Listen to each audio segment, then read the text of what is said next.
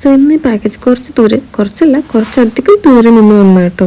അപ്പം നമുക്ക് ഹെയറൊക്കെ ഒന്ന് ഡ്രൈ ആക്കി സെറ്റ് ചെയ്തതിന് ശേഷം പാക്കേജൊക്കെ ഒന്ന് ഓപ്പൺ ചെയ്ത് നോക്കാം. വലിയ എസ്തെറ്റിക്കൊന്നും അല്ലെങ്കിലും ഇതൊക്കെയാണ് ഞാൻ ഹെയർ ഡ്രൈ ചെയ്ത് സെറ്റ് ചെയ്യുന്ന രീതി.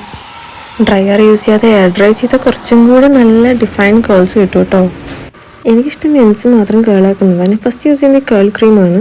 അതിങ്ങനെ ജസ്റ്റ് ഹെയറിൽ അപ്ലൈ ചെയ്ത് കൊടുത്ത് ഒന്ന് സ്ക്രഞ്ച് ചെയ്ത് കൊടുക്കും കേട്ടോ. സ്മൂത്തിങ് ചെയ്തുകൊണ്ടിരുന്ന ഞാൻ CGMൽ വന്നിട്ട് അധികം നാളായിട്ടില്ല. നെക്സ്റ്റ് ഈ കേൾ ജെല്ലും കൂടെ അപ്ലൈ ചെയ്ത് സ്ക്രഞ്ച് ചെയ്ത് കൊടുക്കും. പിന്നെ നമുക്ക് നമ്മുടെ പ്രോഡക്റ്റ് അൺബോക്സ് ചെയ്യാം. ഇതായിട്ടോ പ്രോഡക്റ്റ്. അത്യാവശ്യം നല്ല രീതിയിലുള്ള പാക്കേജിങ് തന്നെയായിരുന്നു കേട്ടോ. കൊള്ളാല്ലേ കാണാൻ. ഇനി നമുക്ക് സെറ്റ് ചെയ്ത് നോക്കാം.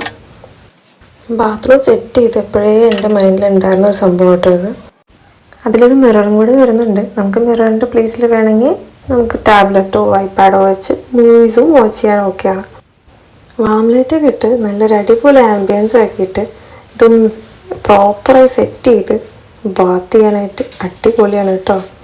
പിന്നെ ഒന്നും നോക്കിയില്ല, ഞാൻ നല്ലൊരു മൂവി ഇട്ട് അടിപൊളിയായിട്ട് വാച്ച് ചെയ്തു. ശരിക്കും പറഞ്ഞാൽ നേരത്തെ ഹെയർ ഡ്രൈ ആക്കിയത് ഇതിന് തലേ ദിവസമായിരുന്നു. ഈ പ്രോക്രാസ്റ്റിനേഷൻ എന്ന് പറഞ്ഞൊരു സംഭവം ഉണ്ടല്ലോ, അത് കാരണം കൊണ്ടാണ് ഇന്നത്തേക്ക് പ്രൊഡക്റ്റ് അൺപാക്കിംഗ് ആയി മാറിയത്. എനിവേസ് മൂവിയൊക്കെ അടിപൊളിയായി വാച്ച് ചെയ്യാൻ പറ്റി.